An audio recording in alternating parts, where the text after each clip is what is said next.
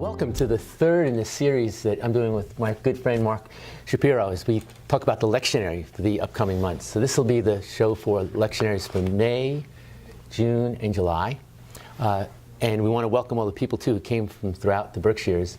Because for a change, even though it's April 10th, it's snowing in the Berkshires. So they braved the elements. So we want to thank our learning group here. As we go through these two, notice that we're not going to speak about every Sunday. We just couldn't get that done in that amount of time. So we'll speak about different Sundays and play off of each of our experiences of reading the Scriptures. So welcome, Mark. This is great. Thank you, Bishop. It's wonderful to have a chance to do this. I hope we're getting better at this. I have to fess up and just say one thing I just said to Doug privately, which is, of course, every Sunday has its Hebrew Bible reading and then its New Testament reading. And so those Hebrew Bible readings, I sort of know them. I mean, you know, they're familiar, so I don't even have to refer to them in a way. But the truth of the matter is, as a rabbi, though I am familiar with the New Testament and I've read over all the materials, unlike Doug here, I'm going to have to look into my text sometimes just to, oh yeah, that's the one.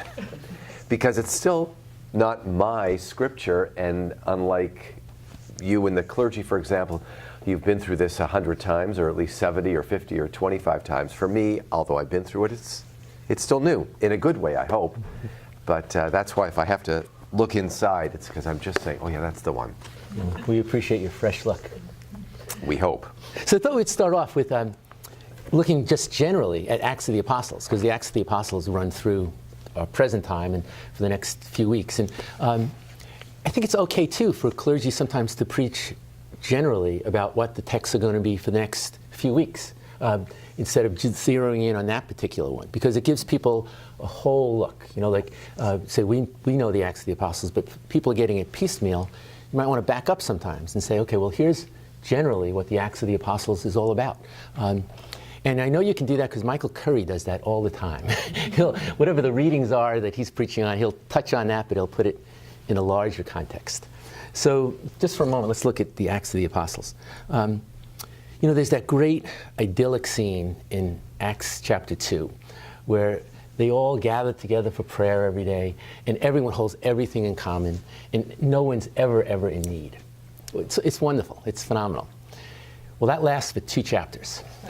And then we get to Acts chapter 4, chapter 5, and we get the great story of Ananias and Zechariah. And so the story there was that, you know, they were supposed to, whenever people sold anything, put it into the common pot, right? Well, they sold a field, and they held some of the money back instead of giving it to the disciples. And so Peter called them on it, and it's a very dramatic scene. They come to see him, and they're both so ashamed, they drop dead on the spot. To show that, again, it wasn't this idyllic picture for very long at all. Right away, meaning that we had to have some kind of structure. So at that moment, senior wardens were born. Someone had to have the structure. Someone had to have the rules. And so some of the Acts of the Apostles is kind of struggling with that. What's the structure of the church going to look like? And going forward with that. Another dimension to the Acts of the Apostles is, you know, we get these great figures like Paul and Peter, but it could be worthwhile to pay attention to some of the others, like Barnabas. And the reason I bring up Barnabas is Barnabas means the encourager. So wouldn't we all like to have an encourager in our life? So maybe to preach a little bit about Barnabas and asking who's the encourager in the lives of the people who are listening to that. Another dimension of the Acts of the Apostles is that they are always on the move. They're always going out. They're always going to the next place. And it seems as if that's consistent with the person of Jesus, right? Jesus is constantly on the move in his earthly life, and he's constantly on the move in his resurrected life, right? The great story from John where Mary clings to him, and it's this heartwarming kind of scene. And what does he say? Don't cling to me. I got to keep moving. You know, the scene at Emmaus where he's walking along with them, explains the scriptures to them, sits at table with them, breaks bread. They recognize him, and he vanishes from among them, is what it says. He disappears among them. But there too, as soon as that happens, the action is no longer around the table. The action is out in the world.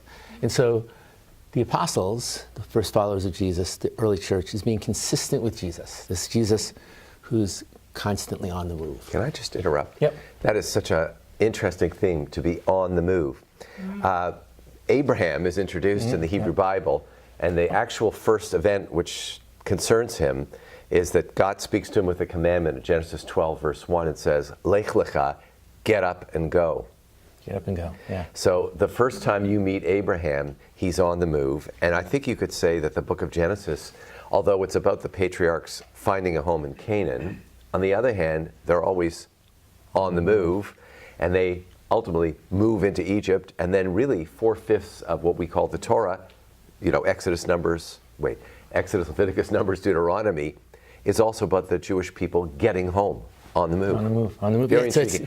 Just one other thing. Abraham's introduced as a Hebrew, so the Hebrew word for Hebrew was ivri, and the Hebrew root for that is over, which means to pass over. Not like pass over the holiday, but to move along, to be passing through.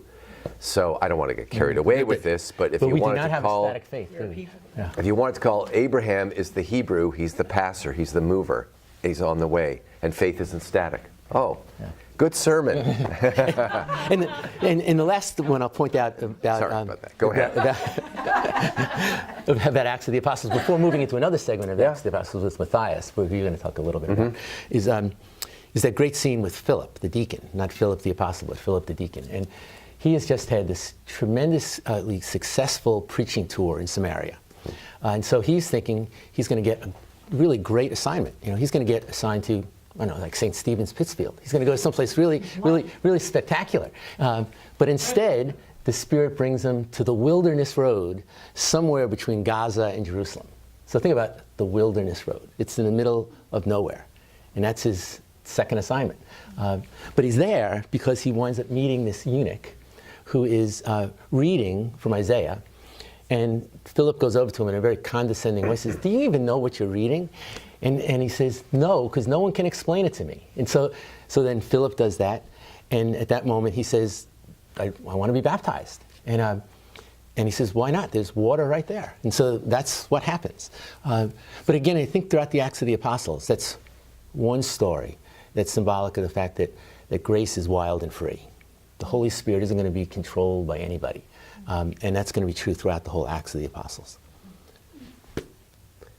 So do you usually use those adjectives? Grace is wild and free? Yeah. Have you heard that before? Is that a classic? That's good. Or is that yours, Doug? That's just a beautiful description. I'm thinking it's just an amazing way to understand faith and whatever, that it's wild and free and growing. Yeah. Pretty liberal, I'd say.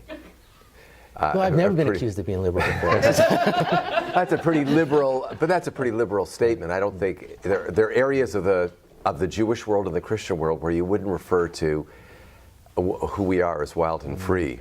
It's the opposite. Yeah. People would sometimes say religion, with a capital R, is meant to constrict, confine, and focus you, and you just use these amazing, wild and free, these amazing adjectives. I agree. I'm excited, but I just want to point out that is a very radical statement to say that what we're about is something that is wild and free.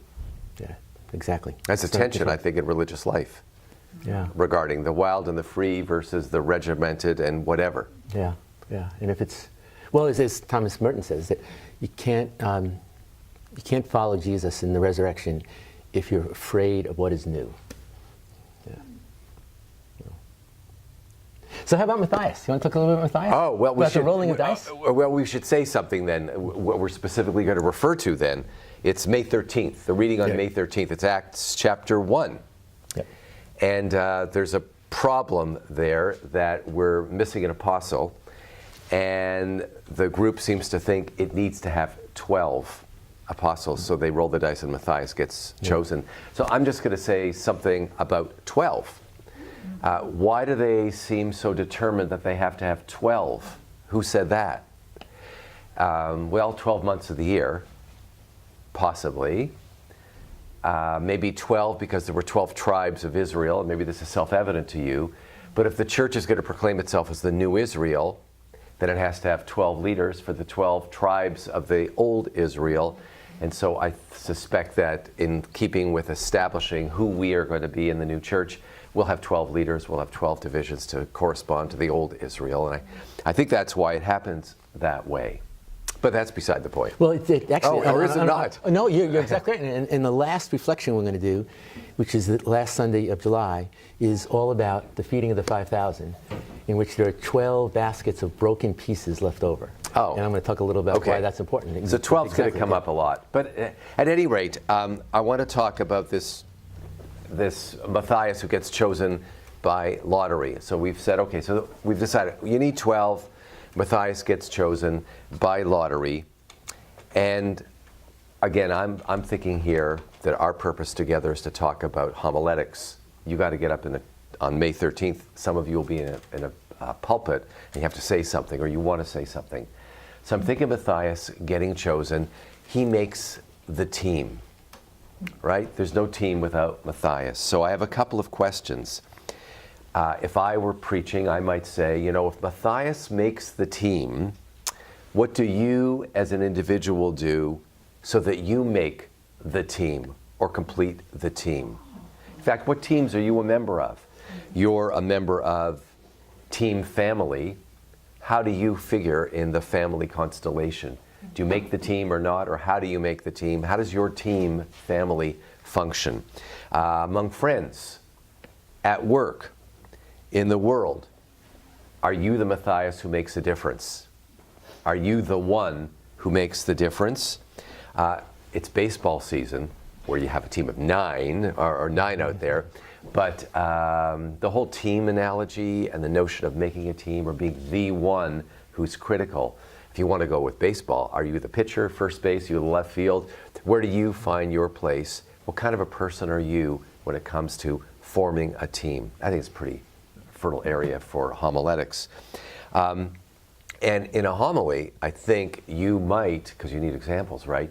You might think of people who you think, individuals who have been great, who have made a team in some way. They made a difference. Depends what you want to talk about by May 13th and what's happening in the news as to, is that person a phenomenal person or not? I'm going to mention one example because I was thinking this last week on the 50th anniversary of Dr. King's assassination. Not him, although you could still speak about him in May, not just in April. But for whatever reason, Maya Angelou came to mind. I think most of you will know Maya Angelou, born April 4th, 1928, died May 28th, 2014. So you could wait 2 weeks into May, Memorial Day, and talk about her. But she came to mind because I'm thinking of an individual who matters. So Maya Angelou, in her own way, mattered a great deal. And I'll refer you to 3 poems of hers which you might find of significance. One is called The Caged Bird. The other is called I Rise. And either one of them is a fabulous source for either a reading you throw in somewhere in the liturgy, or you use it for the homily.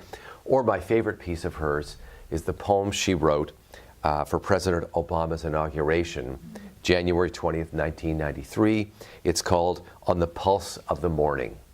So if you're speaking on a Sunday morning, and odds are, let's hope it'll be sunny, you take part of that poem. It's a glorious affirmation of nature, of beginnings, of options and possibilities, and mix it all together, and you got a great Sunday morning sermon. They're going to applaud when you're done. And that's me on Matthias. Thank you for that. Okay. I thought you might go the casino route on that, but I'm glad you did. We're in Springfield, that's right. Next year, how interesting. For next year, 2019, we'll already be 6-7 months into casting lots in Springfield. Well, we all be moving up here just to get away from that. So then we're going to go to Pentecost, which is May 20th this year. And Mark's going to say a lot about this because there's so many Hebrew connections to Pentecost. The day that it happens, this great quote from Joel, the thing about being are they filled with new wine by saying what they did. The main point I'd like to make about Pentecost is the preaching that Peter did. And I don't know if you ever noticed, but Peter's not a great preacher. He kind of goes on and on. But for those 3,000 there, the key moment is when he says that Jesus could not be held in the tomb, that Christ is risen from the dead. And that's going to be the thing that makes all the difference. And the way I've phrased this in the past is to say that up until that time, despite the heroic efforts of the prophets, so many things in society were the same as they'd always been. You know, the strong oppress the weak. If you were born poor, you would die poor. If you were a woman, you only had value in reference to a man. And it would go on and on. Things that were just set in stone. It's the way they always are.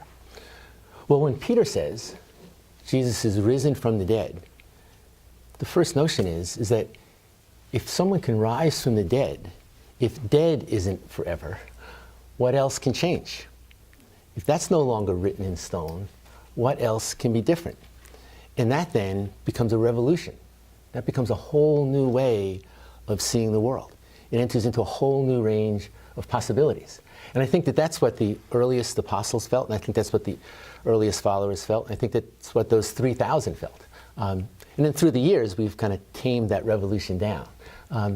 But that was the revolutionary moment. If you can't expect someone to stay dead, what else can't you expect? And it all takes off from there. But there's other lines. I'm just thinking. So you're making the resurrection both a literal matter and a metaphor as well. It's both. Yeah. Both. Okay, I like that. Yeah. I like that. But you've all thought that through, so I'm not going to talk about it.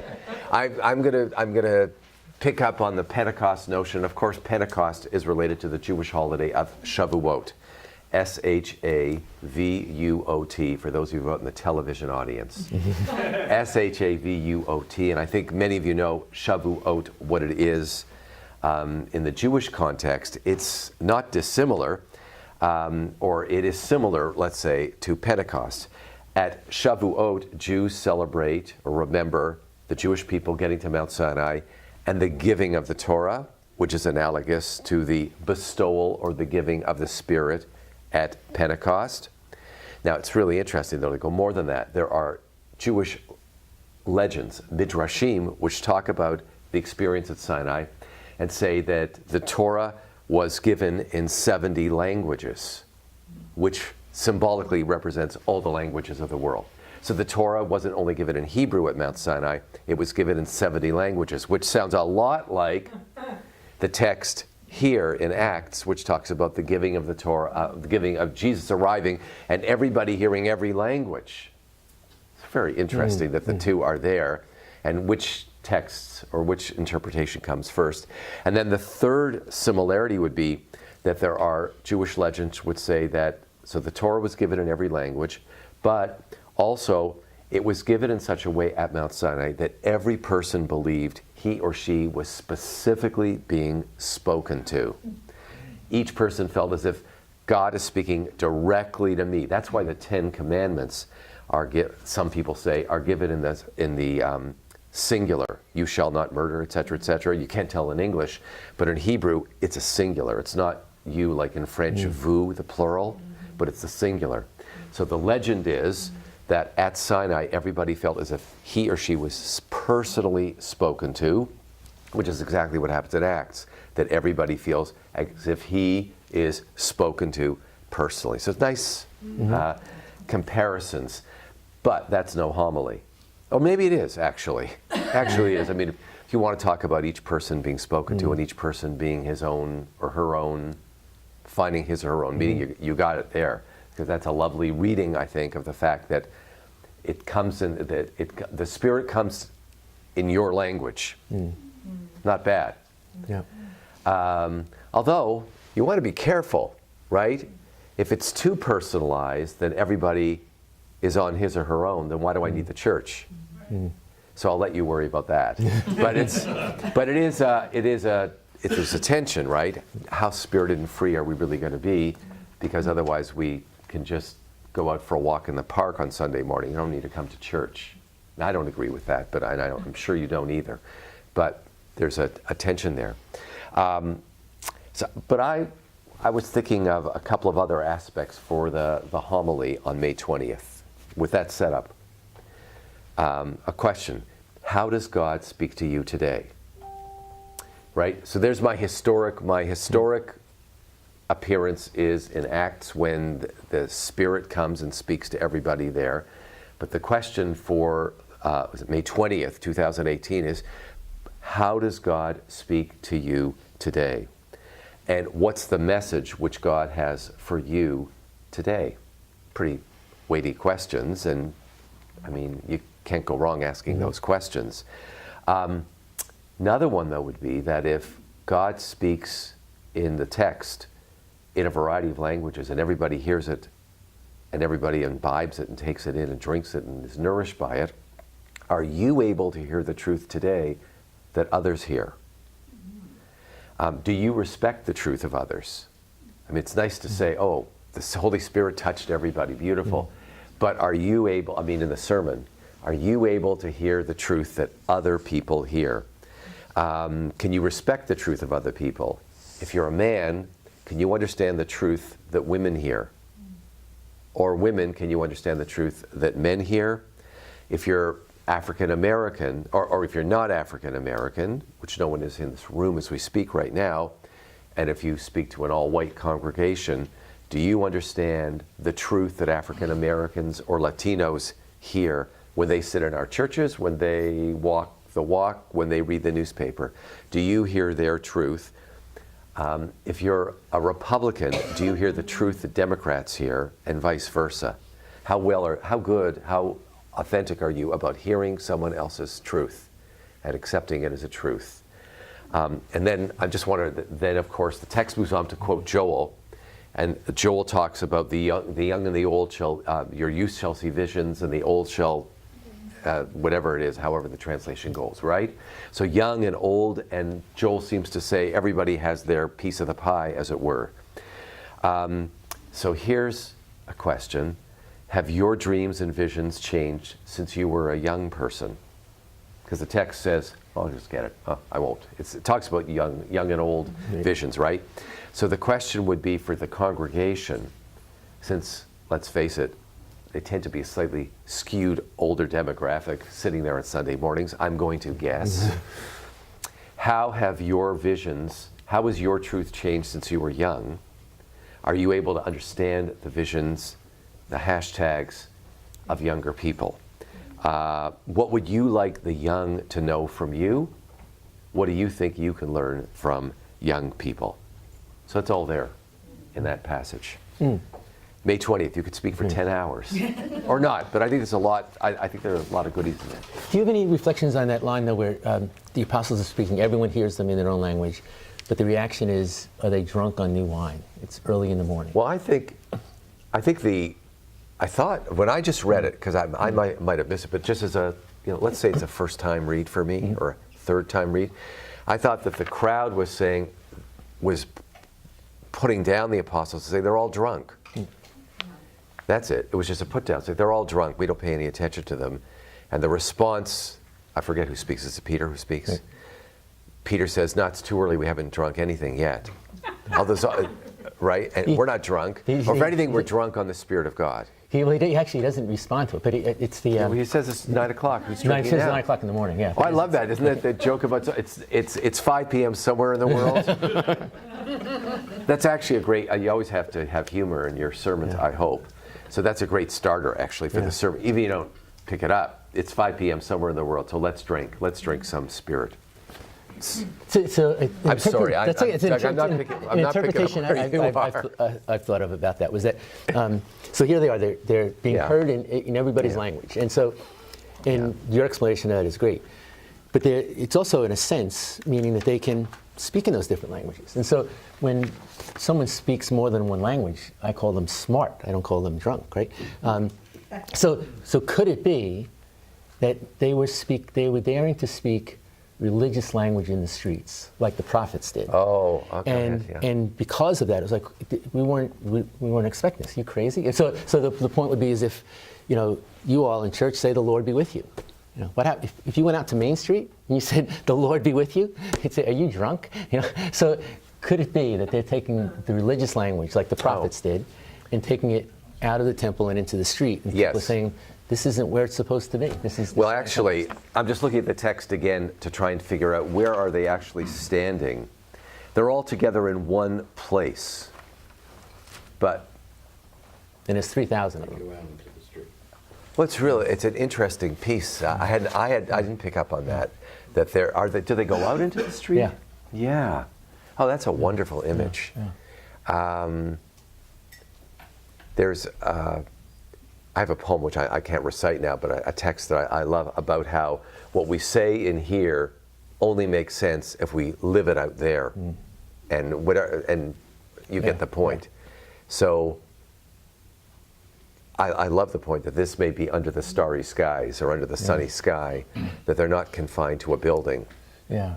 And the great description of the church is that the reason that we gather on Sunday morning is to imagine what the world could be like if the gospel was really true. So they're. But the point is not, and I guess the point is that whatever we do inside the building is all well and good, but it only works if we do it Monday morning when we aren't in this building. That's it's another way to just. That's I think a great sermon. What are you doing Monday morning? Yeah. And exactly. Sunday's a setup for what you'll do Monday. Yeah. Yeah. That's a great way to say it. It's a setup. Yeah. Or it's not worth it. Yeah. Yeah. Right? I actually think that it's a little blasphemous to say it, but in a sense it's not worth it. It's hardly worth being there Sunday if it doesn't affect what you do Monday. To imagine what the world would be like if the gospel were true. Yeah. So the next week is May 27th. We're having so much fun. Memorial Day. Which is Trinity and it's going to be Sunday. It's going to be Trinity Sunday. Yes. Which means that the rectors in here probably aren't going to preach, but the associates are going to preach, and retired clergy are going to be invited in to preach, or you might find a seminarian somewhere. That's usually the way it goes, right? But in case you are preaching on Trinity Sunday, just two notions that are important to me is that I think Trinity is a way of grappling with the great mystery of God that goes beyond anything we can possibly put into words. So the example of that, the story of it, was St. Augustine was walking with someone who was grappling with God, trying to define God. And they came across this little child. So they're walking along the beach. This little child has dug a hole in the beach, in the sand, and is taking the water out of the ocean and trying to pour it in there. And so Augustine says to the child, says, "What are you doing?" And she says, "Well, I'm trying to pour all the ocean into my little hole here that I've created." And so Augustine turns to the man who's been wrestling with God and says, "That's what it's like when you think that you can get God into your mind. You can take the concept of God and your mind can contain it." So Trinity is a great expression of us grappling with who God is through the centuries, through the tradition, through the scriptural witness. So it's always going to be greater than what we think. And then the other way to preach about Trinity, I believe, is to invite people into their experience of Trinity. So one way to think of it is, do you experience God as transcendent? You know, the God who made it all. And that's something of an experience of God as Father. Do you experience God in the person of Jesus, who literally walked the streets of Galilee? Do you experience God in Jesus? And finally, do you experience God as a spirit in your own life? The things that lead you to the peace that passes all understanding, the things that lead you to make decisions, things that motivate you in life. Do you have an experience of spirit? So do you experience God as Father, Son, and Spirit? One way to think of it. Well, the matter of Trinity would lead us to a whole conversation, because I think everybody knows that Jews don't embrace that notion of God, the Trinity. But Jews do have a broad conversation throughout Jewish tradition about aspects of God. So what you just did, Doug, was to suggest there are different experiences. You've interpreted the Trinity to say there are different experiences, right. Ways to feel God. Is God transcendent or immanent? That would be the other adjective that I might have used: transcendent versus immanent. And there's a whole conversation to be had about the various ways in which God can be experienced. Can I go there? Yeah, absolutely. All right, the Hebrew Bible reading is Isaiah chapter 6. It's when Isaiah, I just want to remind you, that's the text where Isaiah is somehow in the temple in Jerusalem, and he senses this fabulous presence of God, and he hears the words, holy, holy, holy, the Lord of hosts, God is holy. So works for Trinity Sunday, I figured out, because holy, holy, holy. Yeah, I had to figure that one out. But it's a great text, and if you'll recall that it doesn't just stop there. It's not just that he has this image of God or this experience of God, but that in addition, God then says, who am I going to send to deal with the injustice or the sinning of the people, right? And Isaiah says, can't be me, and then an angel comes over and kind of touches his lips with a coal, burns a coal. Your lips will be fine, you're going to be able to speak. And then God says, I'm going to read this in. Whom shall I send, and who will go for us? And I, Isaiah, said, here I am. How did you know that? We love Isaiah. And Isaiah said, in Hebrew he said, Hineni, Hineni, Hineni. Hineni, here I am, send me. So that phrase, Hineni, here I am, is really pregnant. Who in the world actually says Hineni, and when do they say it? And have you ever said Hineni at a significant moment? Are there Hineni moments in life? So I want to comment on that, because I think that there's a million things to be said, and you could give 10 sermons easily on Hineni. Actually, I want to draw you a picture as well. At the beginning of this passage, Isaiah is terrified and he's reluctant. And if you think about it, if you could imagine his appearance, I think he is transformed so that Isaiah's sort of like this before the awesomeness of God, and he's frightened. But when this has happened and he feels emboldened and he feels transformed, what does he do? He stands up, or he sits up, and with a spine straight up, he says, Hineni, I am here. Eyes forward, it's a declaration. So there's a huge difference between Isaiah at the beginning in his uncertainty and his fear, and Isaiah when he's transformed and could say, I am here. Now, you could ask parishioners or talk about your own life experiences. Have there been times when you've been bent over in uncertainty and in doubt, but then somehow you were transformed and your spine went up and you looked someone in the eye and you said, Hineni, I am here for you, for this moment, or whatever. Just the image works, from the fear to the standing up. Now, there are several times in the Hebrew Bible where Hineni is said. Genesis 22, Abraham is called by God to bind Isaac and sacrifice him. And when God calls him, Abraham says, I'm here for you. Now, if you like that text, Genesis 22, you can go from Isaiah 6 to Genesis 22 easily. There's another point, though, I think is more analogous, where Isaiah takes the position of many of the prophets, which is a reluctant prophet, an uncertain person when first called upon. And the clearest analogy to that is Moses. Moses is the burning bush, is terrified and shocked when he's called upon, and then finally he moves to the point where God calls him Moses, Moses, and Moses says, Hineni, I'm here, I'm your man.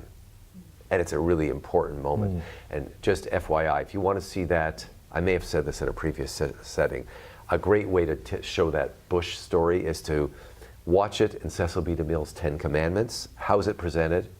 Then watch it. Ben Kingsley did a 10 Commandments Moses. Watch how the filmmaker shows the 10 Commandments. And then the cartoon movie, the Disney one, Prince of Egypt. Watch it there. How the bush is presented there, and it is so profoundly moving that you will, if you watch it and you watch all three, you will be amazed by what the filmmakers did in Prince of Egypt. I'm not going to tell you what they do.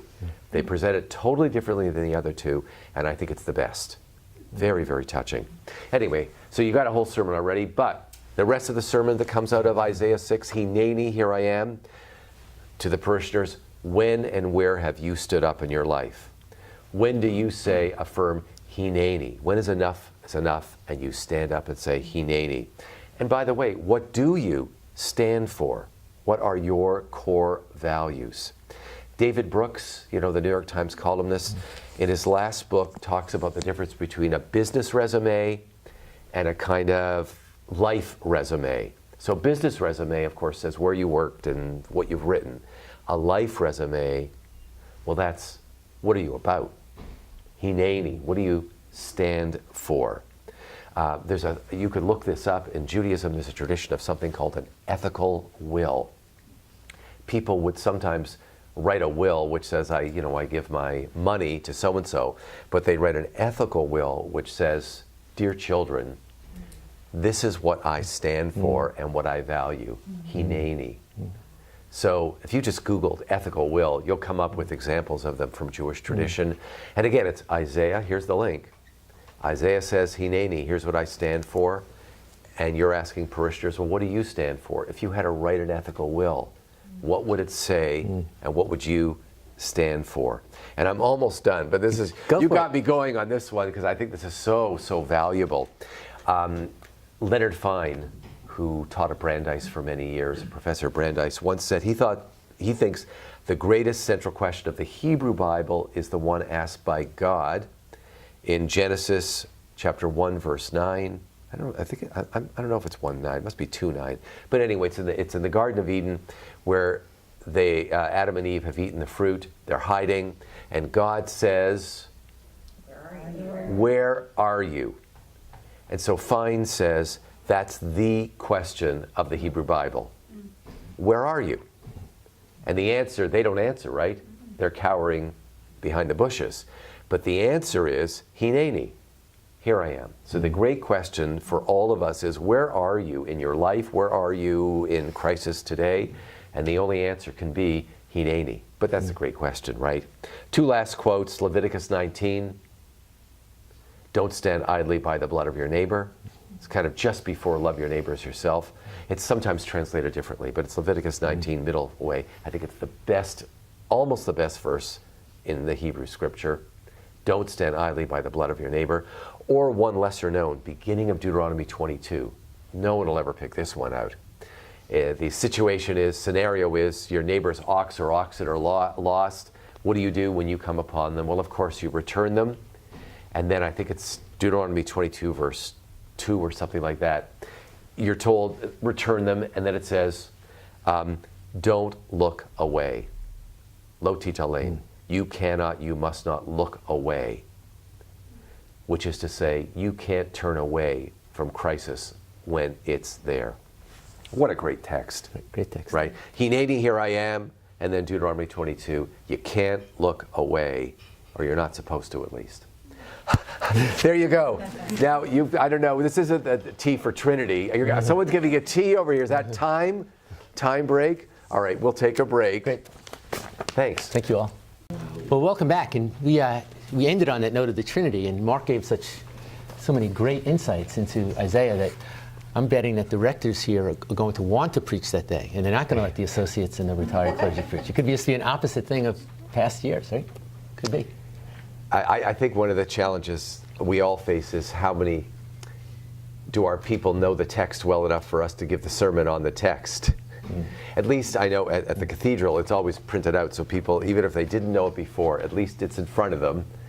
But there's a lot going on a Sunday morning, so you probably, I like what you had said earlier on, that to speak about the book of Acts, or to speak about a particular episode in the book of Acts, you may need to give a larger context, because how many people know much about the book of Acts of the parishioners sitting there on any one Sunday? It's going to be a challenge. Context for it. Right. Well, let's jump into June, when the snow will have melted, and there will be an occasional leaf to be found on a tree, we hope, the month of June. So I'm going to lump together June 3 and 10, the readings that come there, and make a couple of comments about them together. June 3 and 10, you have Hebrew Bible readings from first book of Samuel. The first one is about Eli. I'm sorry, about Sam. It's wait a second. Samuel. No, Eli. Eli is the senior priest, and Samuel thinks he's being called by Eli in the middle of the night, and it turns out it's not Eli who's calling him, but rather it's God who's calling him. I'm going to come back to that. The second text from Samuel, again, is a little bit later on when Samuel has now grown up, and he's confronting the people's desire that they have a king. He's not in favor of it. He's unhappy, etc. And then you've got two passages, both from Mark, as it happens in June 3 and June 10. So Bishop had asked me to comment about the two passages, and I'm going to comment in a critical way about the two passages from the New Testament and urge your care. The first passage from Mark chapter 2 is one in which the Pharisees challenge Jesus and the followers, Jesus' followers, about their adherence to the Sabbath law. I have to tell you that I think that what Mark presents is a caricature of the Pharisees. He sets them up as two-dimensional characters so that a nicer point can be made about how you really understand the Sabbath. But Jesus makes that nicer point about the Sabbath because 99% of the Jews he lived with already knew the nicer point, that the Sabbath isn't an end in itself, but that it leads to something else. So if you're going to speak on it, I urge care that the Pharisees, who are, I think, two-dimensional caricature setups, not be taken seriously as representatives of what Judaism's all about. The next week, you read from Mark chapter 3, in which Jesus is accused of being connected to demons. And I'll make somewhat short shrift of that to say that I don't have much to say about that. I actually don't, because for Jews, the matter of demons, Satan, devil, it's just not an operative category in Jewish life or Jewish living. So it becomes that around the time of the New Testament, and you can see it in the New Testament with Satan's appearances or conversations about the devil, but it's not a Jewish category of conversation, really. So I don't have much to say about it. Yeah. But Sabbath. Sabbath, I'm not even going to go there because that would be a lecture on the Jewish approach towards the Sabbath. I can take you somewhere, though. Mark wrote a book on Sabbath. Yes, I did. But I can take you somewhere, though, with, I think, if you want to go with it, with the June 3rd reading from Samuel. Mm-hmm. That's the one where, again, as I said, little boy Samuel thinks he hears Eli. Well, he thinks it's Eli calling him, but it's in fact God who's calling him. I think that is a gorgeous passage for hearing or not hearing or wondering whether God is indeed speaking to you. So this is, in essence, what I also said earlier about another passage. You could ask, you could read this passage about the little boy Samuel thinking that Eli's calling him, not knowing God is calling him, and your homily could be about, does God ever speak to you, or how does God speak to you? That's the clear one for me. And it could be about, what's intriguing about this passage is the uncertainty of it. How could Samuel possibly not know it's God speaking to him? I mean, wouldn't you know it? If you remember, if you're of a certain age, you'll remember, we shouldn't say this, Bill Cosby, with the great passage about when God speaks to Noah. You can't miss it, right? But here, somehow, Samuel misses it. Well, is it possible that God is speaking to you, parishioners, but you're not hearing it? Or you think it's something, but you didn't realize it was actually God who was speaking to you. I think that's really a powerful piece. And for me, the ultimate text, which reveals this sense of the Hebrew Bible that God isn't always with a deep baritone voice, it's 1 Kings chapter 19. The ultimate story in which Elijah takes himself to Mount Sinai. And when he gets to Mount Sinai, for a number of reasons, God says, "What are you doing here?" And Elijah says, "I came to hear you." And then I think you know the passage, but you could rehearse it with the congregation. You could tell it as a great story, actually. First of all, there's a huge wind, and God's not in the wind. Then there's an earthquake, and God's not in the earthquake. Then there's a fire, and God's not in the fire. And then there's a still, small voice. And that's God. Now, it's sometimes translated as there's a soft murmuring sound or a still small voice. And I know you can do this by Googling. You check other translations of 1 Kings 19. Pope Francis cites that passage in a letter he wrote to a Jewish person who was talking about the Holocaust and what have you. And I forget what translation he uses. But if you search Pope Francis, 1 Kings 19, Elijah, you'll get his translation, which wasn't still small voice, and it wasn't soft murmuring sound. It was something else beautiful for the Hebrew translation. And I'm only citing all of this to say that I think for me, the text on June 3 would be, how is it that God's voice is not heard clearly? Well, that's because maybe your ears aren't tuned, and you've got the Samuel text and then this great Elijah text, and you can go to town on this for a long time. What does God sound like, and where's God to be found? Oh, and we're up here in the Berkshires. Just send them all. Oh wait, June 3rd. It's a little early, but you could send them all. You could send them there on Saturday morning for the rehearsal at Tanglewood. Yeah. Just send them all to Tanglewood, because everybody up here will know the reference, right? God's voice is always heard at Tanglewood, even in the rain. Yeah. But everybody in the Berkshires will know that. And then just to take the Sabbath theme. Yeah, I don't mean it. Short, not talk Sabbath. Well, but if you want to talk Sabbath a little bit. Sure. I'm always ready to talk Sabbath. There's a great line from Charles Spurgeon, who's an evangelical preacher in the 1800s, and he was a wandering preacher, but he went to buy an apartment in Durham, England. And so it was raised up a little bit, and so the person's shown looking out over the city and says, and on Sunday, you can see the cathedral from here. And so he says, on Sunday, why can't you see it Monday through Saturday? And he says, well, this is, factory town, and so all the smoke coming up from the factories, you couldn't see across the town to see the cathedral. But on Sunday, when the factories are not open, you can clearly see to the cathedral. And so it's a reminder of to take Sabbath, so that we might see clearly in the rest of life, which is so full and sometimes foggy, and to be able to see clearly on that day. Oh, that's lovely. Here's an ad. I did write a book on the Sabbath, but I get no money from it. I wrote it for the Reform Rabbinic Association, so I could freely tell you, if you're interested in a Jewish approach towards the Sabbath, the book's called Gates of Shabbat. It's published by the CCAR, Central Conference of American Rabbis. I don't get anything out of your purchasing it, but I think what might commend it to you is that there's a long section there on meditations and readings and poetry about the Sabbath, the seventh day, and their Jewish sources, but they work on the Sabbath. And my favorite phrase I got from a Christian organization. I don't know if it was rooted in a church or whatever, but their phrase that they used regarding the importance of the Sabbath was, take back your time. It's a great image. Yeah. Take back your time. Yeah. So we have it on our synagogue bulletin, it says, take back your time. And it's highly evocative and whatever. Yeah, as opposed to it running away on us. Yes, yeah.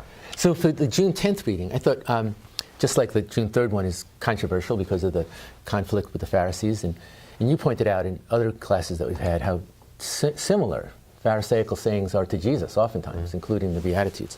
For June 10th, the one, though, that's really difficult is that we hear something about the demonic, but then we hear that Jesus' family says, has he gone out of his mind? So that could be a text to preach on. Because if you look at what Jesus has done so far, up until that story, he's announced the coming kingdom, he's called disciples, he's cast out some demons, he's healed a lot of sick people, one of whom was a tax collector. Some healing was done on the Sabbath. So why is the family opposed to all that? It sounds pretty good, right? Wouldn't we love for that to happen? Couple of things. One is that, as you know, Mark is the gospel that does not have the nativity scenes, right? Mark just starts off running with John the Baptist.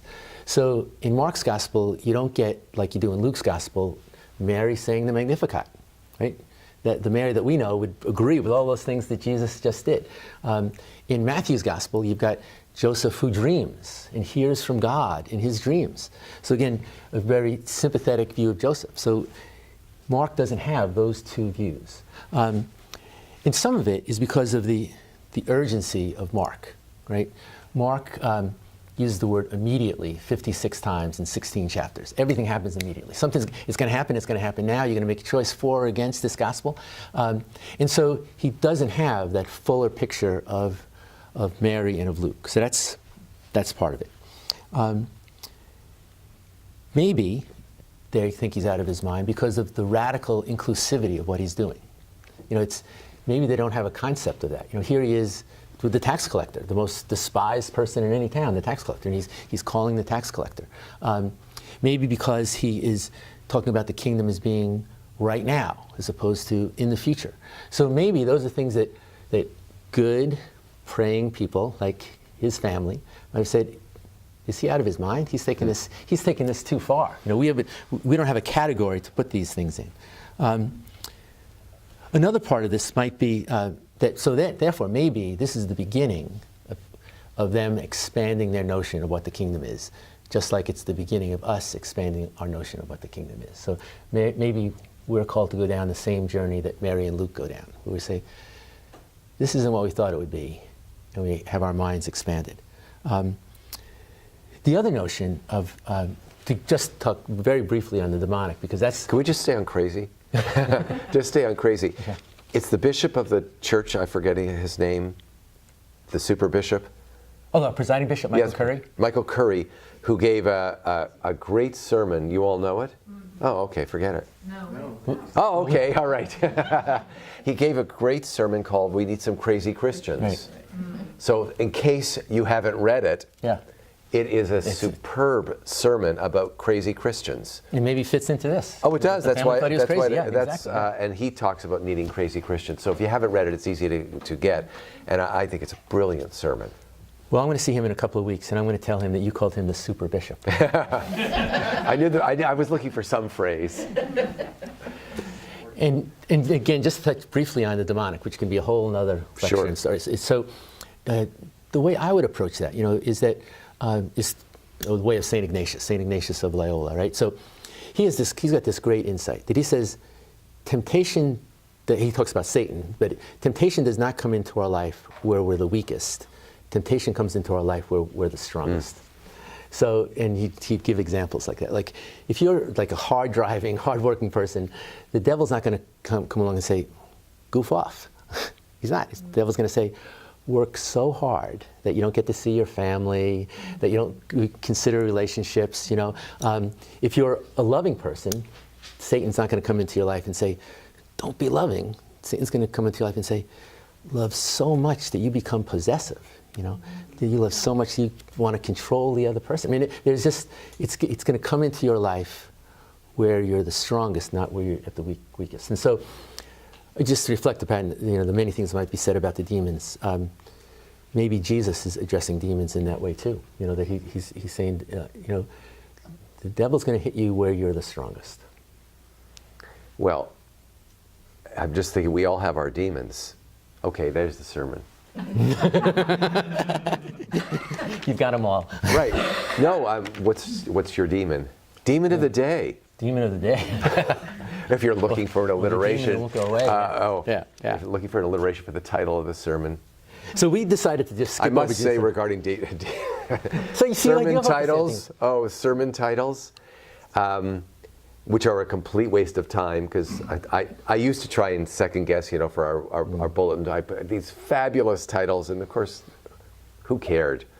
But I used to have fun when I was writing sermons more, saving the title. After I'd written the whole sermon, I'd circle back, and I had a sort of idea of what it might be. Then when the whole sermon was written, I'd circle back and say, okay, now what are you going to call it? Yeah. And come up with a clever title, Demon for a Day. Demon for a Day. Or Demons for Your Day. Anyway. So we're going to skip June 17th and go to June 24th. Oh, yes. Which is got in track 1. So again, if you're using track 2, you're going to have to tell, don't people don't read the bulletin, just listen, because it's the story of David and Goliath. And who wouldn't want to preach on David and Goliath? And so I thought to introduce this, okay, and you're going to talk about this, is on a visitation, this one church that I went to, they did not give me a Red Sox hat, but instead they gave me a bag with 5 smooth stones in it, inviting me to, like David, knock out Goliath. So I give this to you and tell us about David and Goliath. For the moment, only for the moment. Thank you for allowing me. I am going to say a couple of things. First of all, it's amazing, given the usual length of the readings, that if this is printed in the lectionary, it's a really long reading. We won't. I think everybody knows the story of David and Goliath. So I want to just say make a couple of textual comments that may give it some context if you want to study it yourselves. This is not for homiletic purposes. I don't think it works that way, and I'll explain momentarily. This whole story of David and Goliath occurs in 1 Samuel chapter 17, which is quite a contrast to 1 Samuel chapter 16, if you want to look there, not now, but on another occasion. In chapter 16, King Saul, he has got his demons. He's going slightly bonkers, and he's losing his connection with reality, actually. Anyway, he needs somebody to soothe him, and that's when this little shepherd boy who plays the flute, what does he play? The flute, I guess. The lyre, right, the lyre, yeah, is introduced to him. It's David. And he meets David, and David comes into the court, and David plays and soothes him.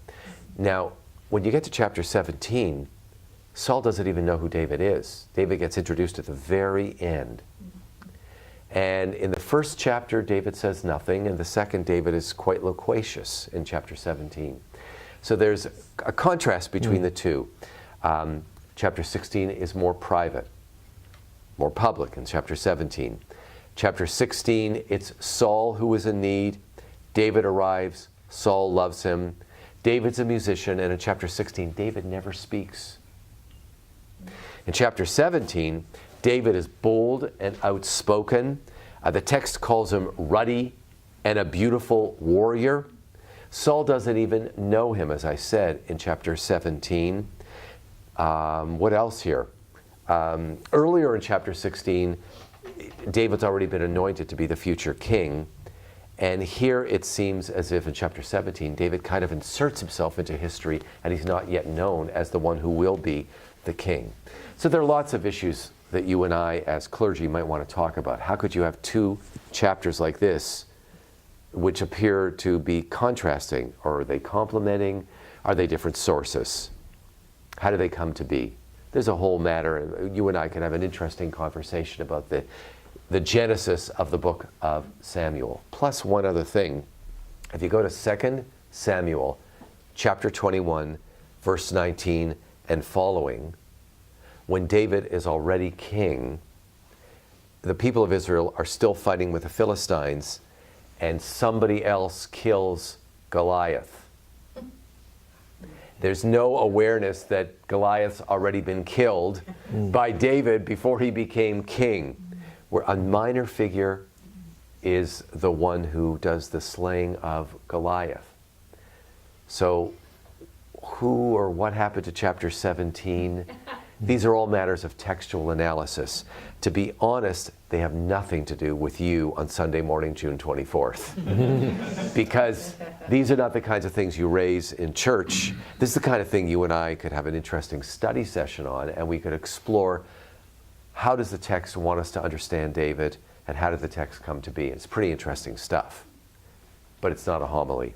So a couple of comments that I think, then go for it. If I were going to speak on June 24th, we just said that you could also speak, if you want to do the Mark text, who are your demons? My sermon might be, who's your Goliath? My friends. Who or what challenges you? Is your Goliath drugs? Is your Goliath alcohol? Is your Goliath loud, bossy people? Who pulls your chains? Who frightens you? Everybody has a Goliath. There's just somebody who really intimidates you. Certain kinds of people scare you. Certain kinds of women scare me. Certain kinds of men scare me. They are my Goliath. And so the sermon could be, who are those people in your life? Or the sermon could be, what are you up against in your life? It's a really powerful sermon. What are you up against in your life? Or you could say, David takes 5 stones, according to the text, and they allow him, it's with those stones that he conquers Goliath.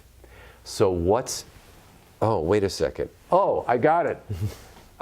What's in your wallet? Come on, it's perfect. What's in your bag? What's your strength? It's capital one, right? In your wallet. Everyone will get the text. What's in your wallet? What's in your bag? What are your sources of strength? David only uses 1 stone according to the text. So what's your greatest source of strength when you confront your Goliaths in your life? Now, you could suggest whatever you want. If you want to go with 5, you go with 5, or you go with 1 or 3. Depends how you're preaching and who you are. And again, where did the strength of certain people come from? If you need illustrations, Helen Keller, Stephen Hawking, Beethoven, right? Each had a disability. They each had a Goliath of another source. Actually, what's your Goliath? I didn't even think of that. It's drugs, it's alcohol, and depending on who you're speaking to, it's disease, or it's disabilities, or whatever. That's another Goliath. How do people deal with it? And you've got a million stories and a million illustrations. Can I keep going? Oh, sure. You asked me to think about this one, Doug. I got more. When David puts on Saul's armor, does it fit? No. It's too big. Well, sometimes we're called upon to fill very large shoes in our lives. We follow great people, or we feel as if we don't measure up to other people. We may in fact measure up to them, but we feel as if we don't, or perhaps we don't. How do you live up to expectations? Your dad or your mom, did they have unrealistic, unloving expectations that were so high for you and so unrealistic that they broke you, or they changed your life in negative ways? You've got to be careful with this one, right? But it's a real one. Everybody is living with parents or others who had expectations that were not appropriate. Or you follow in a job, clergy. You follow the best preacher ever, and you are not up to it. This is just for a clergy conference. You know the old saying, the best person to follow in a pulpit, the best emeritus, is either someone who's dead or who moved away. Oh, you're not laughing. Okay, okay. It gets a laugh in Jewish circles, but I guess you all must have it doesn't ever occur to any of you that you follow in the footsteps of a clergy person whose armor was bigger than yours. It happened to me, so I can tell you, not here, but in another setting, it did happen to me, and it colored everything for a clergy person, but that's for a clergy workshop. How you deal with that. So Saul in his armor, the sermon to your parishioners, do you feel good about yourself? Do you compare yourself negatively to others? And there's a story told about a guy by the name of Zusya, Z-U-S-Y-E, but you could make any name up. I hope I've got it right here. His students come to him, he's a teacher, his students come to him and say, Zusya, what do you do when you study all the texts and you read about Abraham and Isaac and Sarah and Moses, and you know you'll never live up to them? What are you going to do when you die and you go to heaven and you're asked, were you Abraham? Were you Moses? And Zusya's response is, I never worry about that. The only question I expect to be asked when I get to heaven is, were you Zusya? And if I can answer yes, then I've done who I was. I've been who I was. And that relates to Saul and his armor. Was it too big for you? Well, David doesn't wear Saul's armor because he's got his own way of conducting life, and that's what works for him. One last. Go for it. The Bible might be, actually, I think it's going to relate to what you said, because I wrote here, the Bible's all about the improbable taking place. Grace is wild and free. Yes. So what happens? This is a story about the improbable. That's it. David should not be able to beat Goliath, and no one should be able to beat Goliath. So everybody else, his brothers, Saul, they all think, well, Goliath is out there, so I guess we've got to beat Goliath. And do I have a big enough sword? Do I have enough armor? And the improbable happens. David beats him, and he shouldn't be able to do it. Yeah. But that's the story. Yeah. And that's the story of faith, I guess, right? That what should happen doesn't happen, but the unexpected happens. You can't always count on that, and I've got another story about that. You've got to be careful about that, but it is a beautiful possibility that sometimes what shouldn't happen does happen, for good. For good. Yeah. And just to your great image about, what are the Goliaths in your life, that Malcolm Gladstone, you know him, he's not a theologian, but oh, sure, he's written about David and Goliath. And so, oh, that's right. And so he said the most important line in the whole story, that great story, is, and he ran at him. And the reason he says that's the most important line is that he says, he goes down to the river to get the 5 stones, and then the next line is, and he ran at him. And Goliath wasn't expecting that. Goliath was expecting, just in the traditional way, another soldier would lumber towards him, and then they'd lumber towards each other to get to the middle of the field, and the fight would break out. But so when he ran at him, he wasn't ready for that. And he throws the slingshot, he can't get the shield up. And so in terms of your image of bringing Goliath up to the present day, what are the things in our life that we need to run at? There's certain things in life we need to be patient with, right? You got to let it work its way out. But what are the things that we're called to run at? And so societally, I think right now, in terms of the public health crisis of gun violence, when are we going to run at that? And maybe if we ran at it, things would change. And the different things that we kick the can down the road on. So when are we called to run at it? Oh, I love that. By the way, in the Hebrew, I didn't count it out in the English. In chapter 17, verses 45 to 51, David is the subject of 14 action verbs. So let alone run, there are 14 verbs. It's in the Hebrew, but it probably comes out in the English. But you could take a look at the use of the verbs. I'm just complimenting what you're saying. That's a wonderful image. On the move, yeah. Yes. So we're going to go into July now. Oh, absolutely. And so now we're at Tanglewood. Now we're at Tanglewood. 5 minutes? Okay. We have 5 minutes. 5 minutes. Okie doke. So maybe we'll just do this one then. So it's so the 4th of July is in the middle of the week this year. So, but I invite you to either on July 1st or on July 7th, preach about the 4th of July. It's preach about who we are and what we're called to be as a nation. And so a reflection that I've done about this, and I get the facts from this great book called American Gospel, God, the Founding Fathers, and the Making of a Nation. And it's by John Meacham, a very active Episcopalian. So he says that on July 4th, 1776, John Adams wrote to his beloved wife, Abigail, "The 4th of July will be the most memorable epoch in the history of America. I believe it will be celebrated by succeeding generations on every anniversary. It ought to be a commemoration. It ought to be a commemoration as a day of deliverance with solemn acts of devotion to God." And so, in terms of the founding of our country, we've got all kinds of things, especially with even the fact that Congress is led in prayer every day.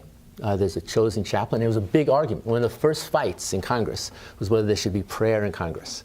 And ultimately, they decided to allow this Reverend Duce from the Episcopal Church to be invited. And he prayed from Psalm 35. He said, "Plead my cause, O Lord, for those that strive with me."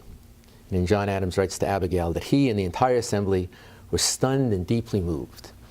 And then Benjamin Franklin got up and said, "I leave that henceforth prayers imploring the assistance of heaven and its blessing on our deliberation be held in assembly every morning." And that's been true ever since. The thing about that is that we are not founded as a Christian nation. And in fact, the Founding Fathers couldn't have been more clear about that, because there were Christian nations all over Europe, and they were fleeing that. They were fleeing the fact that the religious wars were the worst wars. They were fleeing the fact that the state paid for the state religion. So they were not at all saying that we're a Christian nation. But they were basing a lot of things on religious belief, on religious faith, on a religious approach to life. And so some examples of that would be, there's this kind of myth that all the Founding Fathers were deists. You know, that meant the clockmaker God, right? So that God started it all and then stepped away, and it just like the clockmaker steps away and just lets it roll. Well, according to Meacham, that's really not true. George Washington was a very fervent Anglican. Benjamin Franklin, he's described as a non-participating member of many churches. and he actually gave the original donation for the first Jewish synagogue in Philadelphia. He established that. He felt that was so important for it to be there. Thomas Jefferson, who's often described as a deist, when he dies on 4th of July, 1826, the story is that he recited Psalms from heart throughout that day as he was dying. So their religious faith meant a tremendous amount to them. When you look at the Declaration of Independence, saying we hold these truths to be self-evident, that all men are created equal, that they are endowed by their Creator with certain unalienable rights, that among these are life, liberty, and the pursuit of happiness. That sounds like Genesis, right? We're made in the image and the likeness of God. It sounds something like the Beatitudes of Jesus. Early on in our history, Thomas Jefferson wanted to have an insignia for the United States. Like, we've got a flag, he wanted an insignia. In the insignia, do you know this? The insignia was supposed to be Moses parting the Red Sea. Because the United States was supposed to be this place of where people have gone in Exodus. You know, they have fled slavery in other places, as people at this moment are fleeing the equivalent of slavery in El Salvador by violence from gangs. And they flee through the waters to arrive at the United States. So it's a religious image, but ultimately they didn't have an insignia. But the last one, because I know we've got to wrap up here, is there's this great speech that Abraham Lincoln gave that might have been a mistake or maybe not. But it's 1861, and he's on his train from his home in Illinois to Washington, D.C. for the inaugural. And you know, in those days, you'd stop along the way with the train stations and give speeches. When he arrived in Trenton, New Jersey, he said this: "I shall be most happy indeed if I shall be a humble instrument in the hands of the Almighty, and of this, His almost chosen people." So some people felt that was just a mistake. Other people thought, well, maybe he's just tired. He's going to train station to train station. He didn't get the words out right, and he never ever said it again. But could it be that he was saying something that was really meaningful? That we are blessed, and we're a blessing in this world, but we're always in need of reform. We're the almost chosen people. We're not there. It's like even America the Beautiful, with the lines, "America, America, God mend thy every flaw." So to call this country to its greatest angels and to recognize that we're not there. And so the very last thing, never believe a preacher when he says one more thing. So William Sloane Coffin, who used to be the chaplain at Yale University, he said this. He said there's three kinds of patriots. Two are bad, and one is good. The bad ones are the uncritical lovers of our country. The other bad one is the loveless critics. The good patriot carries on a lover's quarrel with their country, a reflection of God's lover's quarrel with the world. So think about that for the 4th of July. I love it, and I have no further words to say. Well, thank you, everyone.